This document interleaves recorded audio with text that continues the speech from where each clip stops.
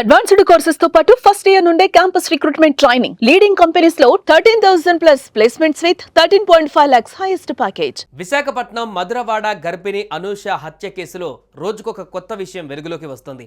అనూషను చంపేందుకు జ్ఞానేశ్వర్ గతంలో ఎన్ని వేషాలు వేశాడనేది ఒక్కొక్కటిగా వెలుగులోకి వస్తున్నాయి. పెళ్లికి ముందే జ్ఞానేశ్వర్కు మరొక వివాహితతో అక్రమ సంబంధం కూడా ఉన్నట్లు తెలుస్తోంది.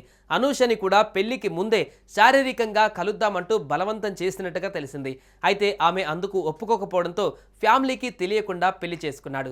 పెళ్లైన తర్వాత అనూష అడ్డు తొలగించుకునేందుకు అనేక ప్లాన్లు వేశాడు. చివరకు మూడో కంటికి తెలియకుండా రాత్రి వేళ హత్య చేశాడు. కానీ ఓ అనుమానం అతడిని పట్టించింది.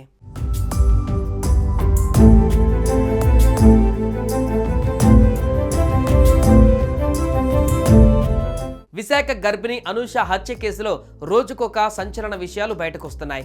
అనూష తండ్రి చనిపోవడం, తల్లి అందురాలు కావడంతో అనూషను శారీరకంగా వాడుకునేందుకు జ్ఞానేశ్వర్ మాస్టర్ ప్లాన్ వేశాడు. వైజాగ్ బీచ్ రోడ్డులోని ఓ కాలేజీలో అనూష హోటల్ మేనేజ్మెంట్ కోర్సు చేస్తున్నప్పుడు ప్రేమ పేరుతో వెంటపడ్డాడు. పెళ్లికి ముందే శారీరకంగా ఒకటవుదామని పలుమార్లు ప్రయత్నించినా అనూష అందుకు ఒప్పుకోలేదు. దీంతో అతని కుటుంబ సభ్యులకు తెలియకుండా సింహాచలంలో పెళ్లి చేసుకున్నాడు. ఈ పెళ్లికి అనూష కుటుంబ సభ్యులు హాజరయ్యారు. ఆ తర్వాత మధురవాడలో కాపురం పెట్టి తాను బెంగళూరులో ఉంటున్నానని తల్లిదండ్రులను నమ్మించాడు.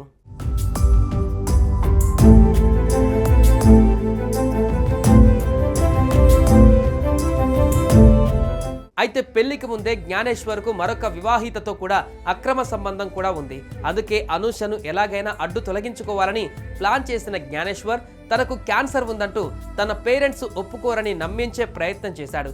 విడాకులు ఇవ్వాలంటూ పదే పదే అనూషకి టార్చర్ చూపించాడు. గర్భిణీగా ఉండగానే ఓసారి ఫలూదాలో నిద్రమాత్రలు కలిపాడు. అయితే అవి కరగకపోవడంతో ఆమె గుర్తించి అడగ్గా ఏమో తనకు తెలియదంటూ బుకాయించాడు.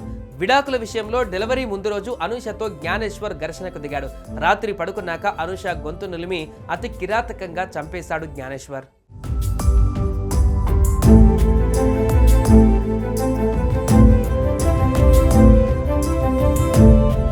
తన భార్య లేవడం లేదని అందరినీ కంగారు పెట్టి స్థానికుల సాయంతో ముందుగా ఓ ప్రైవేట్ ఆసుపత్రికి ఆమెను తీసుకువెళ్లాడు జ్ఞానేశ్వర్. అక్కడ ఆమె మృతి చెందిందని వైద్యులు నిర్ధారించిన సందర్భంలో మెడపై ఉన్న మచ్చను ఆమె స్నేహితురాలి తల్లి గుర్తించింది. ఆమె శరీరం నల్లగా ఉబ్బిపోవడం చూసి అనుమానం వ్యక్తం చేసింది. దీంతో అక్కడి నుంచి కేజీహెచ్కు తరలించి విషయం పోలీసులకు తెలియజేయడంతో వాస్తవాలు బయటపడ్డాయి. కేజీహెచ్ ఆసుపత్రిలో మంగళవారం అనూష మృతదేహాన్ని వైద్యులు పోస్టుమార్టం చేశారు. గర్భం నుంచి ఆడ మృత శిశువును డాక్టర్లు బయటకు తీశారు. అక్కడికి చేరుకున్న అనూష బంధువులు కన్నీరు మున్నీరుగా విలపించారు. ప్రత్యక్షంగా భార్యను, పరోక్షంగా తల్లి కడుపులో బిడ్డను హత్య చేసిన నిందితుడు జ్ఞానేశ్వర్ను కఠినంగా శిక్షించాలని అనూష కుటుంబ సభ్యులు, బంధువులు డిమాండ్ చేస్తున్నారు.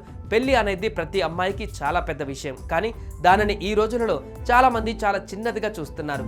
ప్రేమ పెళ్లిళ్ళు చేసుకునే అమ్మాయిలు ఫ్యూచర్లో ఎదురయ్యే సమస్యలు, వచ్చే కష్టాలను ఆలోచించుకొని తప్పటడుగు వేయకుండా ముందడుగు వేస్తే మంచిదని అంటున్నారు.